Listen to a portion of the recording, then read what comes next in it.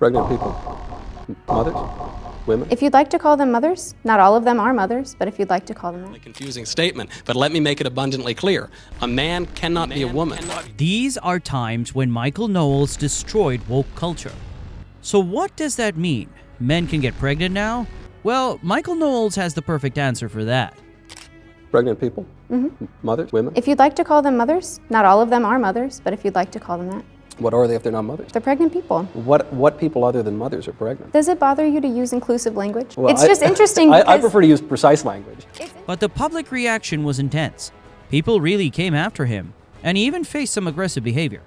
You ridiculous fascists! You ridiculous, silly fascists! But honestly, nothing can stop him. That was a pretty bold jab at woke culture. He wasn't just calling out the people who went after him. He was taking on the whole woke movement. Now because Are there more hate crimes in the United States against transgender people or Jews? I guess transgender, but I am not sure. You are certainly not sure. That's right. It's the answer is Jews. Michael Knowles is back at it, and this time he's coming for woke culture. And let me tell you, he's not holding back at all. If you've ever caught one of his campus talks, you know things get heated real fast. Biological fact is you would say most abortions are done before they are actually babies. It's still just a fetus. So my Do you know what the word fetus means? It's just a cluster. A That's zygote not what developing. fetus is. Walkouts, protests, the whole 9 yards. Students literally can't handle what he's dishing out. And why? Because Knowles isn't afraid to call out what he sees as the absurdity of modern-day wokeness. You stress murdering babies a lot, but when it comes to murdering babies, kids, and everything in everyday shootings that keep happening, you say nothing. So I ask, why is it okay to murder babies when it's regulating women but not regulating guns? So what do you think is the more pressing issue? Murder through termination of pregnancy, or murders resulting from guns and violence? In either case, Michaels has the perfect answer. That's not me. I'm all for it. You want to get me a bill, you want to elect me to office and get a bill in front of me that will crack down on gang crime and these gangsters using handguns to kill kids, let's do it. I'd sign that in 2 seconds. But it's not up to me, unfortunately. He's already made headlines countless times for his sharp criticism of the left and their favorite buzzwords. From gender politics to cancel culture, Knowles has become a serious thorn in the side of the woke mob. I do identify, actually, as the correct person on this issue of abortion. I identify as being correct and more correct than you on this issue. And I would just ask that you accept and affirm my identity. Do you? Well, you... I promise you that's my identity. I promise you that. But his latest takedown? It's like nothing we've seen before. He's unapologetically ripping into everything from the obsession with identity politics to the you can't say this, you can't say that mentality that's been dominating the conversation lately. Evidence for that would be in the very first book of the Torah in Genesis. One of the most prominent lines is that in the beginning, God created man. Both male and female created he them. Honestly, love him or hate him, you have to admit, Knowles knows how to push all the right buttons. And it's not just about what he says, but how he says it. Whether it's sarcastic jabs or outright mockery, he's got the woke crowd scrambling to respond. And it's getting messy. I like your cape. Thank you. It's a flag. What's the flag? Soviet flag. Oh my gosh. I take it back. The internet is already blowing up with reactions, with some people calling him a hero for free speech, while others, well, let's just say they're not sending love letters. He made a comment about the eradication of transgenderism, which to me sounds like a call to genocide, and I think many others have taken it that way. But here's the thing. His brutal takedown isn't just about making headlines. It's about trying to shake up a movement that, in his view, has gone way too far. And whether you're on his side or not, one thing's for sure.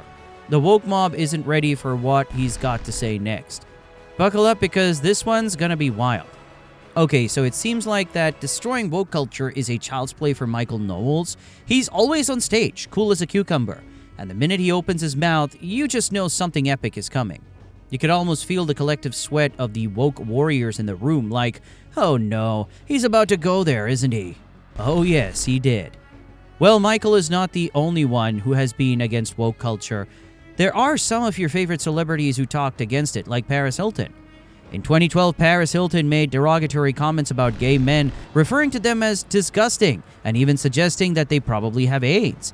Her remarks were recorded during a conversation with a gay friend of hers while in a cab, and the clip was later leaked online. You might be on like the 6th floor and you live on the 4th.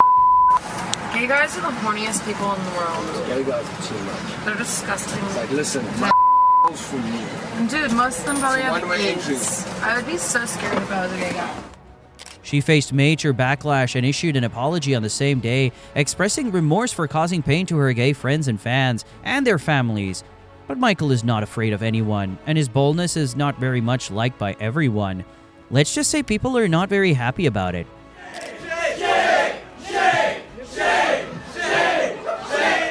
These kids are really proving him wrong, and they called him a fascist for defending George Washington. Behold your country, leftists! And Knowles still didn't think he was intimidating. Guys, get ready. This is about to get crazy. This gentleman just threw paint on him. I didn't think I was this intimidating.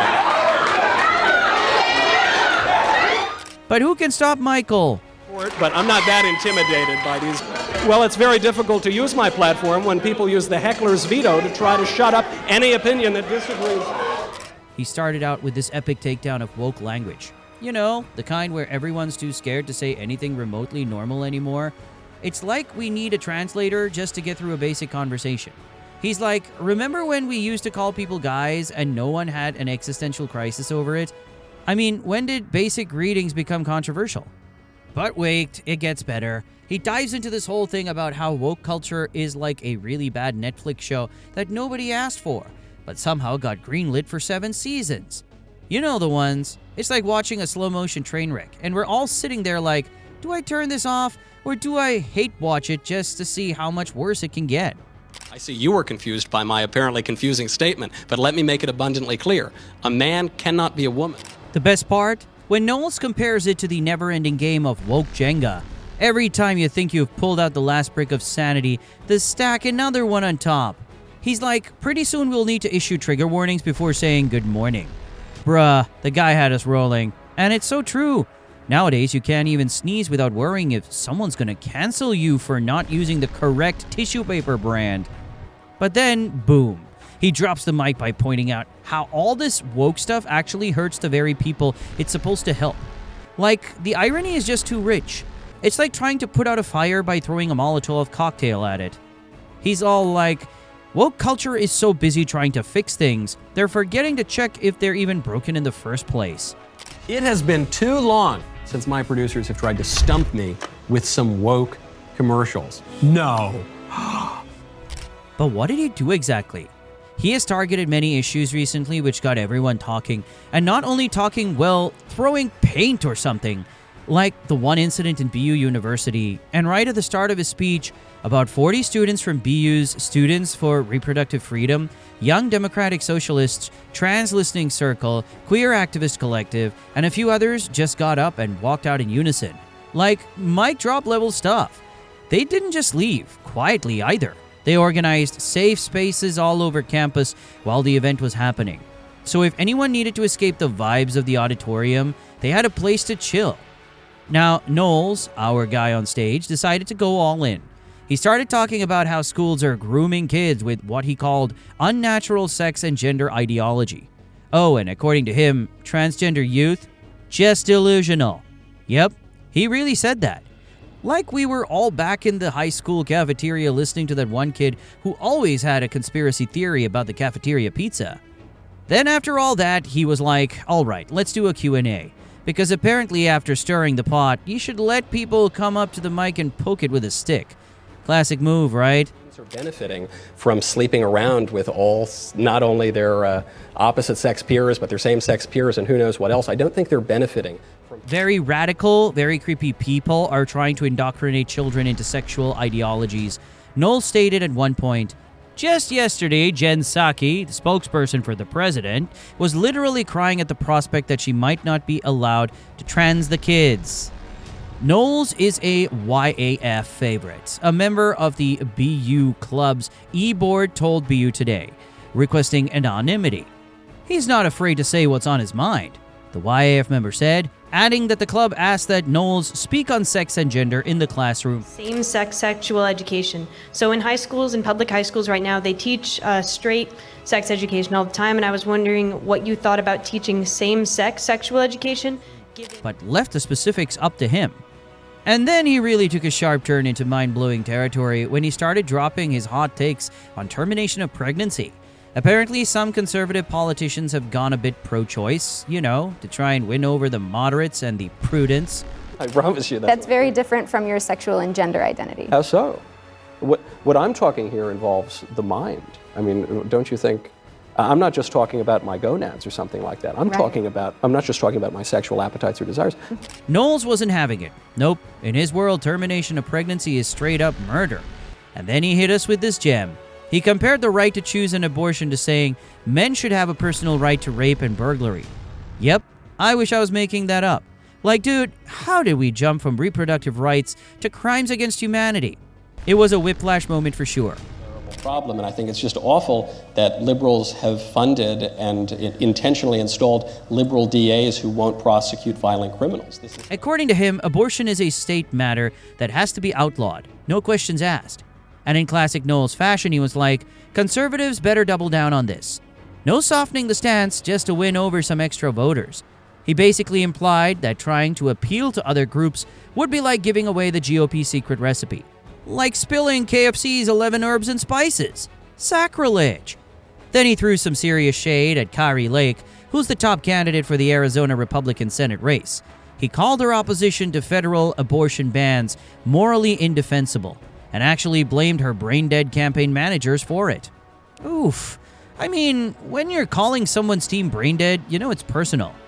And one time, Michael Knowles went full throttle and declared, transgenderism must be eradicated from public life entirely.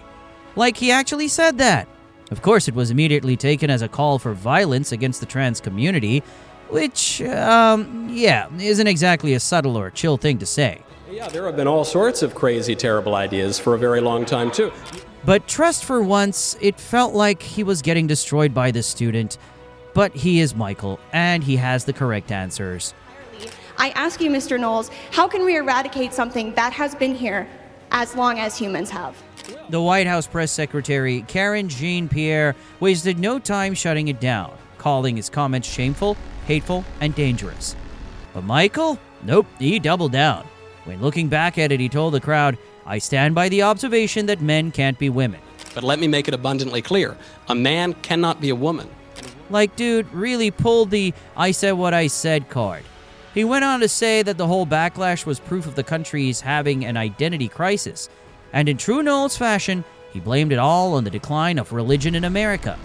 Basically, according to him, if we just went to church more, none of this would be happening. Because, that's totally the solution for everything, right? And just when you thought it couldn't get any wilder, Knowles decided to take aim at same-sex couples, basically saying they're unfit to raise kids. Yep, he called their families pretend, like they're just playing house or something, and claimed they're undermining traditional family values. Naturally, this sparked major outrage all over social media. LGBTQ plus advocates were not having it, and honestly, who could blame them? The two homosexual men have been charged with using their adopted children to record child pornography. He argued that since same-sex couples can biologically produce kids together, they're automatically disqualified from parenting, as if love, care, and raising well-adjusted human beings somehow have a biological prerequisite. And to really hammer it home, he even took a jab at LGBTQ plus families. Transing the kids, but the whole notion of transgenderism, the redefinition of marriage, and the sexual revolution. Who use surrogacy or IVF, saying they're just pretending to be parents. Homosexual adoption is a terrible idea. It's a terrible idea. The woke crowd didn't even know what hit them. The audience, loving it. The wokeverse, probably drafting a 27-tweet thread about their trauma from the event. So don't you think Knowles really did destroy woke culture? Like, he didn't just poke holes in it. He demolished it, set fire to the ashes, and then roasted marshmallows over the flames. Whether you agree with him or not, you can't deny he brings some serious energy to the table. So what do you think? Is he making a solid point, or just throwing fuel in the fire? Share your thoughts in the comments below.